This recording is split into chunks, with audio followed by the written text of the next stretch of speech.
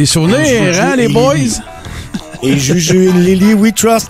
C'est quand même assez hallucinant que sa fondation, tu sais, de gens unis ensemble contre l'ennemi et dans l'amour et la fraternité. Il y a juste lui qui est là depuis le début, puis tout le monde a sacré son camp de là où c'est fait sacrer leur camp quand il était passé Yes Man. Là. Exact. Et là, premièrement, bon montage, bravo, franchement. C'est une belle illustration de toute la déchéance de cette organisation-là qui a réussi à ramasser 1 million. 1 million. C'est plus que ça. C'est plus que ça. Si on relate, là, je veux juste pas. J'ai une question, par exemple, avant pour CC Suburban. À peu près quand t'es arrivé comme avec nous autres? Je suis débarqué quelque part en décembre, c'est avec Mouvement de masse. OK, parfait. Non, mais je voulais juste me situer dans le temps parce que, tu sais, je le sais que tu suivais. Pas ça mon point, mais tu sais que tu étais dans comment dire, là, dans l'écosystème, on va dire ça comme ça. Dans l'écosystème, c'est vraiment Mouvement de masque. Bon, OK. Parce que, tu sais, tout ça s'est déroulé dans le contexte de on découvre le conspiratoton, il y a la conférence de presse, il y a la première mutinerie sur le SS Fondation avec Caroline Mailloux qui fait des publications qui disparaissent ensuite, mais à l'effet que, écoute, là, les fonds seraient gérés de façon un peu mégalomaniaque et que tout est un peu... je relate ces propos-là. Tu sais, que c'était un peu un one-man show, puis power trip, puis tu sais, toute la terminologie là, un peu despotique là, qui vient avec tout ça. Dans la foulée de ça, souvenez-vous qu'il y avait eu le fameux vidéo de Jean-Dalphe Crève-Wallet qui dit aux gens qui ont donné à la fondation qu'ils doivent se considérer comme ayant été floués et que la même semaine, genre le jeudi ou le vendredi suivant, il y a un gros love-in, puis je t'aime, puis on s'aime, puis c'est un malentendu. Tu sais, tu dis à du monde qui ont donné à une fondation qui devrait se considérer comme ayant été floués, mais c'est un malentendu, ça. Non, c'est pas ça que je voulais dire. Comment tu vas? Fait que je continue. Et là, évidemment, il y a le Conti et toutes ces affaires-là et le départ de Maître Guy Bertrand et dû au fait qu'il considère que, ce sont mes propres mots, mais loose cannon et tu sais, un peu ça, puis tu peux pas inciter les gens à se soustraire à la loi contre laquelle, qui est censée te défendre. Oui, Frank? Tu peux te dire avec mes propres mots? Ben, tu peux te dire qu'est-ce que tu veux.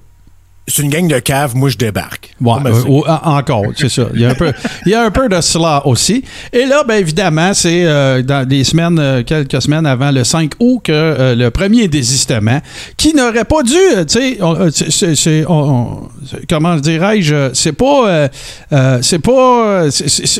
tout le monde a mal interprété ça, là.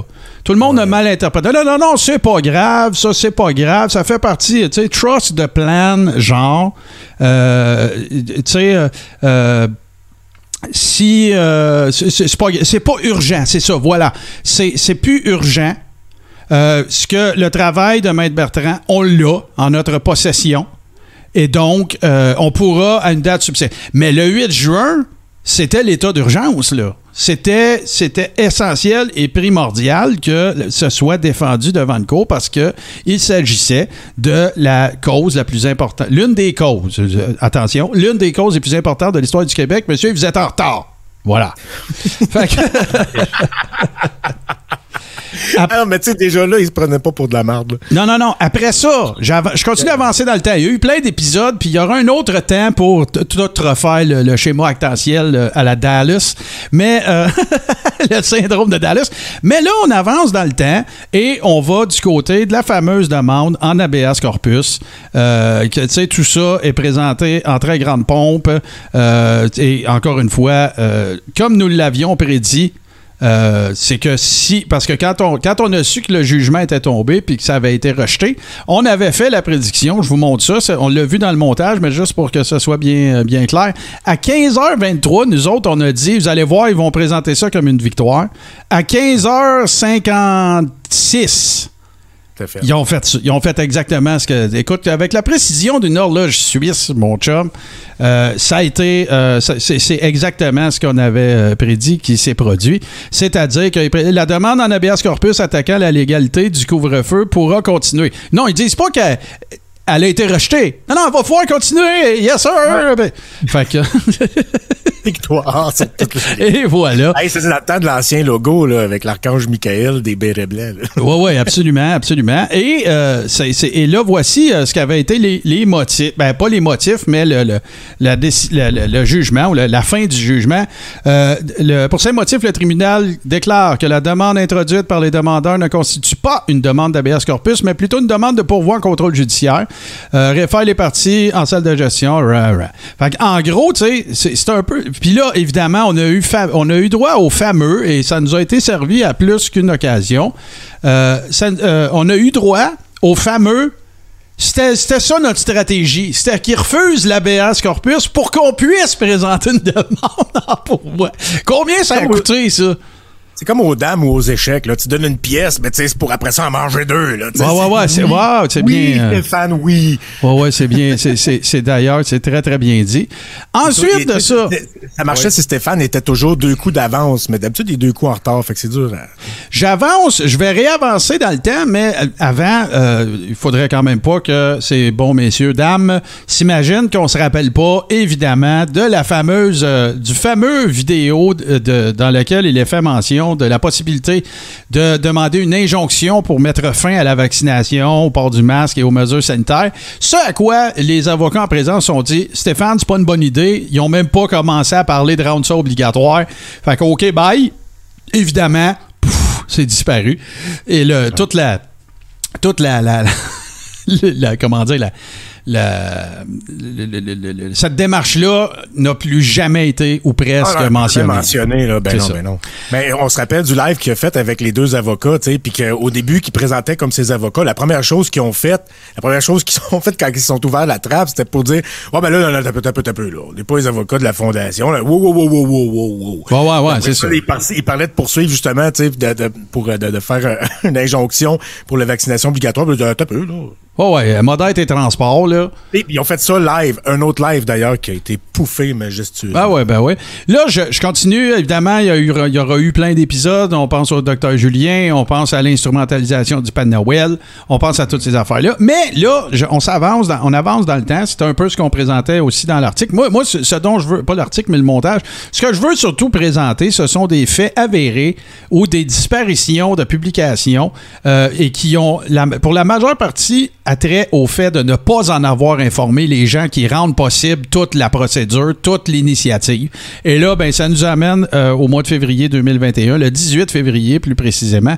Je ne demanderai pas de tous lire ça. Je sais qu'il y en a qui sont sur leur cellulaire, mais en gros, Sylvie Gabriel, la mère de Jérémy Gabriel, avait fait une publication dans laquelle elle remerciait la Fédé-Latapouette pour sa contribution dans le dossier, évidemment, je me souviens plus si c'était de diffamation ou peu importe, là, j'oublie les technicalités, mais évidemment, on parle de la fameuse affaire Gabrielle Ward qui était plaidée justement en Cour supérieure le 15, donc, et c'est le 18 qu'elle avait dit, ben merci, thanks for nothing, finalement.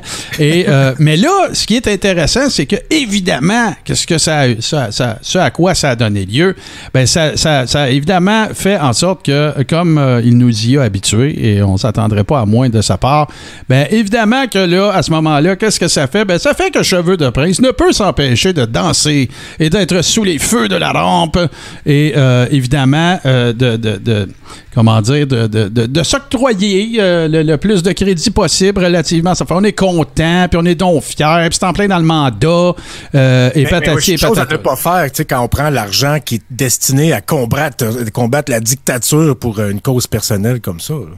Ben, regarde, c'est drôle que tu en parles parce que là, celle-là, je la considère importante. Puis, si tu vas dans ce qui définissait la Fédé-Latapouette lors de sa création officielle, et là, c'est pas mes mots, je vais vous les montrer, ce sont les leurs. La première activité comme vous pouvez le voir, la première activité dans la charte de la Fondation, c'est recueillir les dons du grand public afin de financer les frais légaux et de recherche pour la défense de l'atteinte aux droits fondamentaux des citoyens par les instances gouvernementales des paliers municipaux, provinciaux et fédéraux. Les droits fondamentaux des citoyens par les instances gouvernementales. Ben là, c'était contre le. Ben non, de un, mais c'est pas juste ça. C'est que en fait, toute cette procédure-là, la démarche en tant que telle, elle se faisait par voyons, je cherche le premier mot, mais la défense des droits de l'homme, là, ça s'est pas fait. Ouais, c'était pour contrer une décision du gouvernement. Voilà, exactement. Pour contester, en fait, un jugement de la Commission des droits de la personne. Bon, voilà, c'est ça. Fait qu'il faisait l'inverse. Il faisait le contraire de ce que sa charte voulait faire. Et ça, encore une fois, au-delà de ça, au-delà de la motivation derrière ça, l'illustration que ça fait, encore une fois, c'est que ça s'est fait unilatéralement. Il n'y a pas eu de je comprends que chaque donateur n'est pas un membre du conseil d'administration. Je comprends. OK? Sauf que là, tu sais, est-ce qu'on s'entend que ça donne à tout le moins? Je pose la question. N'est-ce pas là une espèce d'envolée, dérive autoritaire.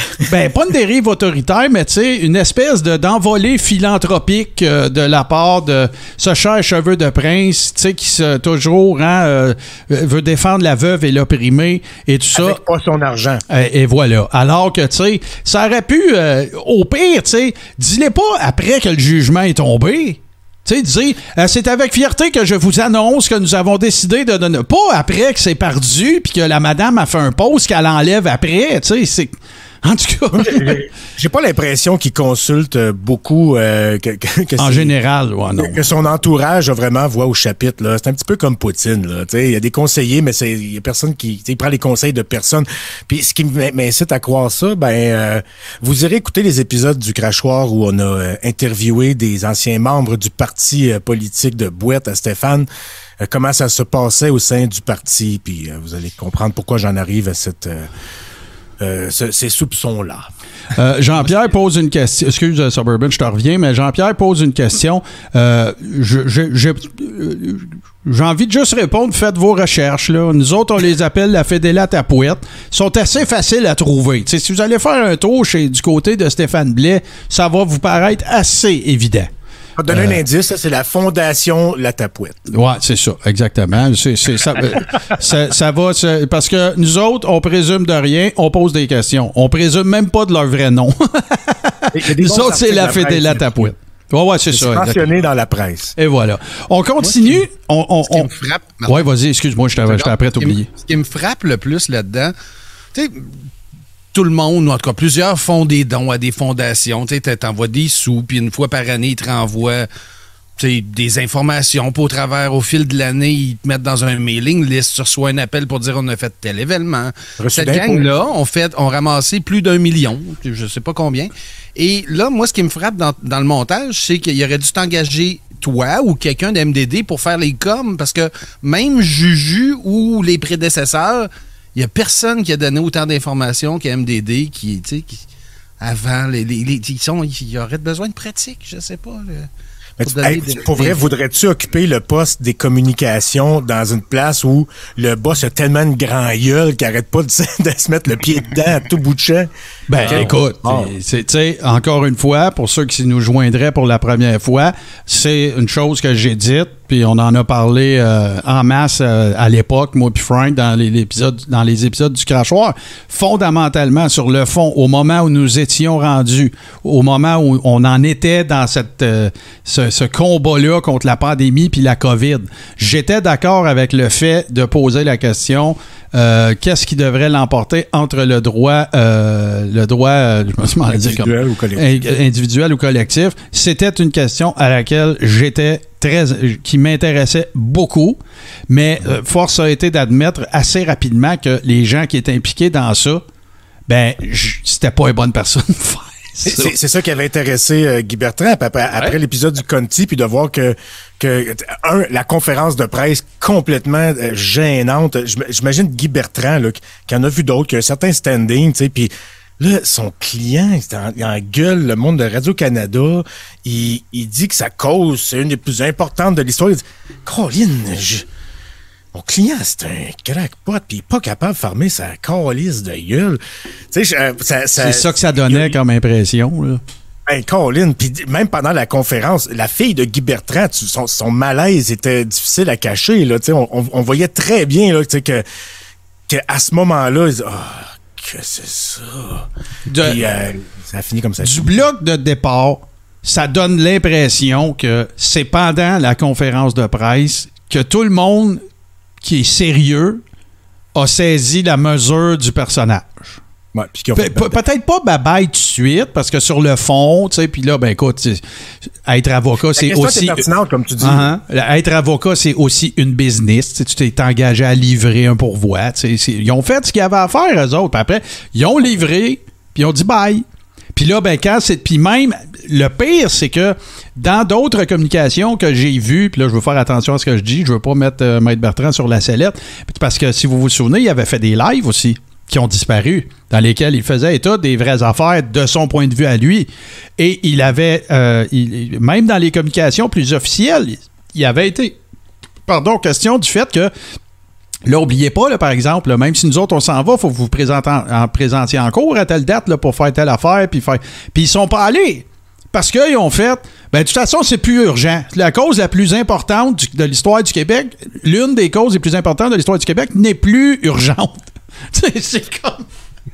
Puis là, vous vous souvenez évidemment qu'on avait eu droit c'est notre plan B, Vaccine Choice Canada, c'est notre plan B. Ben, by the way, il y a des gens qui ont contribué, puis j'ai vu des publications puis des communications. Il y a des gens qui se posent la question, ils affirment rien, mais ils se posent la question, qu'est-ce qui se passe avec ça, là? Là, il y a eu la fondation qui a donné... Puis, le pire, c'est que dans un live qui date il n'y a pas si longtemps que ça, il y en est même fait mention. La Fédélatapouette mentionne que Maître Rocco Galaxy, qui a eu des problèmes de santé dont on ne connaît pas la nature, puis c'est bien correct, puis que là, il est de retour, puis tout ça. Il travaille beaucoup en lone wolf, travaille beaucoup en solitaire, puis que la Fédélatapouette, eux autres, ben nous autres, on travaille en équipe, c'est important, ils aient des équipes, puis des équipes, puis des équipes. J'avais oublié qu'il y avait eu des problèmes de COVID dont on ne connaît pas la nature. Je ne sais pas. Je peux pas dire, j'en ai aucune espèce d'idée. Sauf que là, je continue un peu le fil parce qu'on va arriver aux dernières affaires. C'est en octobre, en fait, que nous autres, on a mentionné, en vertu de documents de cours, qui étaient des documents publics en passant. Hein, là, faut pas vous imaginer là, qu'il y a des espions puis des affaires. Non, c'est public. Là. Non, mais ça vient pas de d'eux autres. Là, il y a eu la fameuse annonce que nous avons fait que Maître Desjarlais quittait, peu importe la façon de quitter la Fondation, je ne sais pas comment le dire autrement, mais ne travaillait plus avec la Fondation. Et la Fédélatapouette a jugé pertinent de ne pas le dire à qui que ce soit. À part quand eux le voudraient bien. Mais, tu sais, il reste pareil que, peu importe le montant, plus d'1 million de dollars, ben moi, je le sais pas, mais tu sais, si un groupe de personnes remettent X milliers de dollars à une organisation, puis que là, cette organisation-là n'est plus représentée, moi, je le sais pas, mais je sais pas pour toi, mais moi, je le dirais, là. Ben moi, mettons, quand je l'apprends, j'investirais de l'argent dans une cause à laquelle je crois, ou un recours collectif, ou peu importe. Puis je verrais l'avocat sacrer son camp, quitter le bateau avant même que la cause soit entendue, ou ben avant même de savoir si elle va être entendue. Je pense que ça refroidirait mes ardeurs. Je pense que j'hésiterais avant de redonner de l'argent à ça. Là. Il me semble que c'est un red flag. Là. C'est pas bon signe quand un avocat sac son camp d'une cause. Je connais rien en droit, là. Mais me semble que d'un vu, quand un avocat abandonne une cause, c'est pas parce qu'il est confiant de la gagner. Là. Je dis ça de même, là, en tant que profane. Là. C'est pas un bon feeling. Je t'avais défendu dans les commentaires. Comme pas un bon feeling. T'sais, moi, je le sais pas. T'sais, moi, en tout cas, la pièce que j'ai donnée, je suis un peu frustré. Honnêtement, là, ça me fait... Je suis en crise, là, on va se le dire. Là. Mais, et là, ben, suite à ce qu'on a fait, cette publication-là, une semaine après... Et là, rappelez-vous, on est en plein dans la situation qui s'était passée à Québec, là. L'œuvre d'art que Cheveux de Prince n'aimait pas. Puis c'est ça la nouvelle, c'est ça la culture que les gouvernements veulent l'implanter. C'est des enfants, c'est des enfants, c'est des enfants. Ouais, la bonne vieille paranoïa pédosatanique des conspis. Là, la même qui l'a motivé à écrire ces cochonneries-là sur le docteur Julien, ben c'est la même mentalité puis la même paranoïa là qui lui a fait voir des affaires pédophiles où il n'y en avait pas, puis qui a motivé un crétin influençable. C'est tellement mou, là. C'est comme une trempe, là, tu te pitches dans un coin, il pogne la forme du coin. Là, je sais pas où j'ai entendu ça, mais... Il y a un affaire que je veux... Excuse, Frank. Péter ça à coup de hache. Ouais, avant que le commentaire soit plus là, Daniel qui pose la question, puis Maître Bertrand est parti avec combien du million? Daniel, moi, en autant que je suis concerné, là, Guy Bertrand, il n'est pas parti avec rien, là. Il avait un mandat, il l'a livré, il s'est fait payer, là. That's it, là. Je pense que c'est quelque chose comme 700 000. Non, c'est 125 000. C'est 125 000. Oui, c'est ça, 700 000. Non, 125 000 pour le beau petit cartable. Oui, c'est ça. Puis ne sait pas quoi faire avec, puis dont les avocats ça semble pas avoir... Pour ma part, moi, pour ce qui concerne l'implication de Maître Guy Bertrand là-dedans, rien à y reprocher, là. Le gars, il a eu une commande, il l'a livré, puis il est parti, c'est tout. Là. Tout le hey, combien de personnes qui mentionnaient des affaires comme ça, ah, là, ils ont mis Bertrand là-dedans, vous allez... Ben non, gars, il s'est poussé quand il a vu que la chaîne elle débarquait, puis that's it, that's all. Moi, j'ai absolument rien à lui reprocher, puis même, il y a... après, il a reproché, mais pas ouais, ben c'est ça. J'en ai des reproches à lui faire, mais ça concerne pas à Fédé la tapouette. D'autres causes, il y a plusieurs années. Ah non, je salue plutôt qu'il ait sauté en bas du bateau avant que l'iceberg arrive. Oui, il y a eu au moins... Ouais, ben, moi, je pense que quelqu'un de cette expérience-là... Je pense qu'il a peut-être un petit peu bâclé ses recherches sur son client avant d'accepter sa cause. Moi, je le sais pas. Quel genre de personnage c'était, peut-être qu'il n'aurait pas mis le doigt dans cet engrenage. Je pense que tu sais, dans le fond, là, peut-être, tu sais, bon, au moment où tout ça s'est passé, l'autre affaire là, qui avait peut-être pas été validée par ben du monde, c'est les gens qui composaient le conseil d'administration. Tu avais Crèvecoeur, tu avais Caroline Mailloux, tu avais l'autre ancien animateur de radio qui est ufologue. Tu sais, là, c'était comme... Jean Cazot. Oui, voilà, Casso. C'était un peu douteux. Tu sais, c'était comme... Hein? Bon. Mais bon, là, il y a eu la fameuse mutinerie dont on a parlé. Mais là, c'est ça que je veux vous montrer. Une semaine après qu'on en ait parlé, donc, du fait qu'il y avait un cessez d'occuper et tout ça, de la part de Desjarlais, ben là, il l'avait pas encore plus dit. Tu sais, ça a été dit, ça, aux donateurs, comme un by the way. Ah, by the way, le maître Desjarlais, il est plus là, fait que faites-vous-en pas. Tu sais, c'est toujours faites-vous-en pas. Il n'y en a pas de problème. Ça va bien, on voit de l'espoir. J'ai rencontré des gens, c'était merveilleux, puis des gens allumés, puis on est allé au restaurant, pas de masque. Ah, puis by the way, mon avocat, qu'est-ce que c'est ton camp? Puis, c'est ça. Toutes sortes de gens, on a fait des câlins, puis c'est exactement ça. C'est exactement ça. Ouais, et là. Caractère en bas du contrat. Ouais, c'est ça. Et là, là, il faut que je retourne aux informations que j'ai. Voici le moment de poser des vraies questions. OK? Dans le dossier... j'ai ça quand je dis OK, parce que tous les gourous disent ça. OK? Dans le dossier 500-17-115-847-215, OK? Dont les dernières activités, de ce que j'en comprends, ont eu lieu le ou autour du 6 octobre 2021. OK? Dans ces... fuck. Dans la chose qui m'intéresse le plus, c'est, vous comprenez, la dernière page, la dernière page du document, ok, qui se lit, le point 28 se lit partie non représentée, Fondation pour la défense des droits et libertés et désistement total. C'est ça que je lis sur la feuille du dossier submentionné. La question que je pose. Serait-ce à dire que... Parce que là, il n'y a pas d'avocat versé au dossier. Ce que je comprends, et d'ailleurs, dans un live du 18 janvier dernier, présenté par la Fédé la tapouette, il y a Richard Gurgis et Cheveux de Prince qui discutent justement de l'état des choses, et qu'est-ce qui s'en vient, puis on en est où avec les poursuites, puis patati patata. Bon, là, il y a tu sais... Le bon vieux truc, on met une liste très exhaustive de dossiers en cours. Mais il n'y en a pas un. Oui, ça a l'air impressionnant. Oui, tu sais, c'est tout du pending. Puis, puis il en manque, hein. Il y en a bien plus que ça, mais là, on n'a pas commencé à faire toute la liste. De poisson. Bon, fait que là, la première des choses, dans les dernières semaines, il y a un des recours d'une médecin, de la docteure, son nom m'échappe, qui poursuivait en diffamation parce qu'elle avait... mentionné que l'hydroxychloroquine ou l'ivermectine, je me souviens plus lequel des deux, était un traitement efficace contre la COVID, alors que c'était faux et ça a été démontré. Et là, elle est allée poursuivre Pierre, Jean, puis Jacques, puis CBC, puis name it, les postes de radio, whatever. Et ça a été débouté en cours. Même les rapports d'experts n'ont pas été admis. Là. C'est comme Pierre, wouch, là. Bye-bye. OK? Ça, c'en est. Fait que là, il y en a des défaites, là. OK? L'autre affaire, c'est que souvent, il a été fait mention, puis là, je vous ferai pas la liste, mais il a été fait mention à plus d'une reprise, entre autres sur la page de la Fédé-la-Tapouette, que, tu sais, il y avait des recours qui avaient été remportés. Tu sais, une famille a gagné le droit que son enfant... Tu sais, c'est toujours des cas d'espèce. Tu sais, c'est pas... Oui, c'est pas l'Alberta père contre... Non. C'est toujours un peu comme... Je sais pas si vous vous souvenez de ça. Il y avait eu, à un moment donné, un recours en Italie.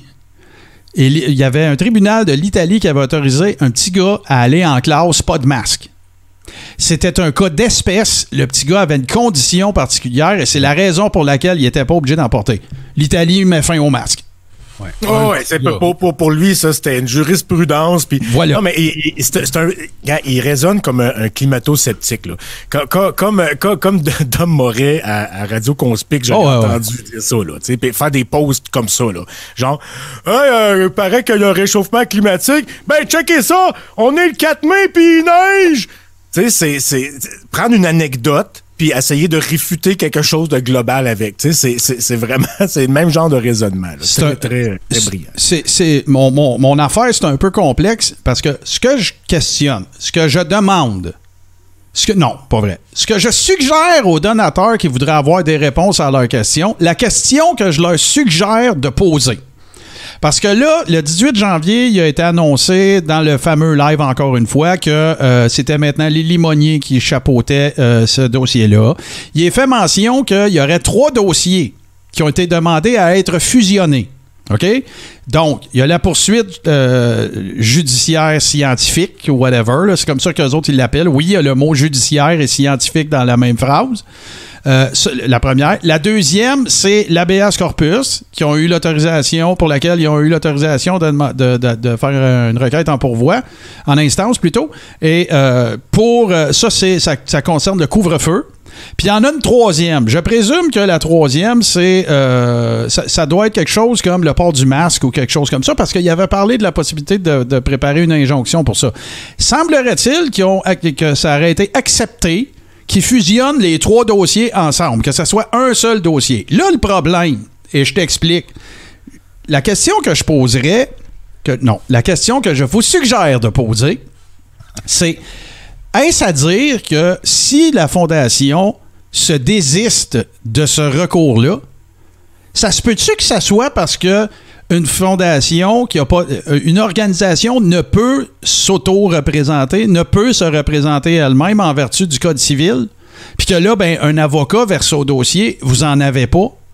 Et que, est-ce que ça pourrait vouloir dire que vous avez décidé de porter cette cause-là au niveau personnel et là, vous allez avoir le droit de vous représenter vous autres mêmes? Parce que si la réponse à ça, c'est oui, et je dis pas que ça l'est, je pose la question. Mais si la réponse à ça, c'est oui, est-ce également à dire que après des conspiratotons, des manifestations, des machines autotons, des envolées à l'emporte-pièce, des aidez-nous à vous aider, des sites web à 18 000 $, écoute là, name it, des hélicoptères, est-ce à dire que 1 million de dollars et plus tard, près de 2 ans après, l'espoir de l'une des causes les plus importantes de l'histoire du Québec, c'est Juju puis Lily?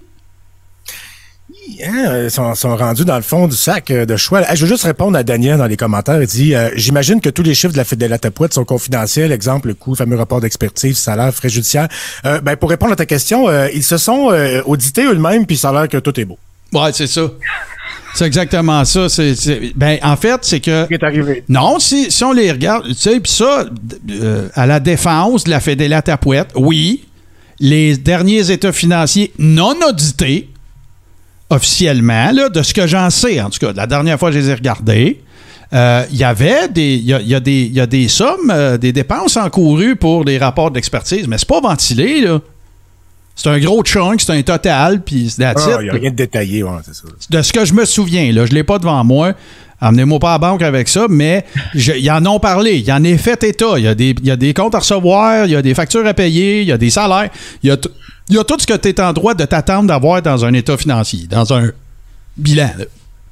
OK. Mais il n'y a pas de ventilation. On ne sait pas si Henrion Code a coûté plus que Perron. Ah oui, puis Perron, tu sais, Perron, c'est un scientifique. Perron, c'est un scientifique, hein, Frank? Il est super objectif. Il n'y a pas de livre à vendre, ce gars-là. Non. Il ne vend pas des livres, lui, là. Non, du tout. Ou de réputation. Ben non. Fait que, je répète, OK? Je cristallise. Ce que ça donne, si j'étais à la place d'un donateur qui veut savoir qu'est-ce qui se passe avec ça, voici ce que je suggère de demander. Est-ce à dire si la Fédé La Tapouette s'est désistée du fameux recours, que là, la suite, parce qu'en vertu du Code civil, une organisation ne peut se représenter elle-même, elle doit faire affaire elle doit recourir au service d'un avocat. Donc, vu que vous n'en avez pas, ben là, c'est là que vous allez, c'est pour ça que vous désistez, mais ça ne veut pas dire que la cause n'existe plus, là. Parce que paraîtrait-il que là, il y a une fusion de 3 dossiers qui a été autorisée. Mais là, j'ose présumer qu'il y a des délais qui s'appliquent dans des affaires de même. T'sais, c'est pas une affaire, tu dis, OK, bon, on va vous rappeler, ça l'heure. Non, là, je pense pas. Là, on parle quand même de l'une des causes les plus importantes de l'histoire du Québec. Alors, c'est là qu'on est rendu, mes chers amis. Donc, c'est très, très, très, très, très similaire à ce qui s'est passé en 2020. Au désistement, puis de plusieurs demandeurs aussi qui s'étaient retirés de la fameuse poursuite. Fait que là, ben, même ça, là, si on regarde ça dans une vision grand angle, ben, ça veut dire que même le fameux dossier qui a été démarré par Maître Guy Bertrand, dont la Fédé La Tapouette s'est désistée en 2020, mais que c'était pas grave parce qu'on va pouvoir la reprendre puis tout bundler ça avec des rapports d'experts puis tout le kit. Même ça, là, aucune avancée. Et même que, pire que ça, ce ne sera même pas défendu par un avocat.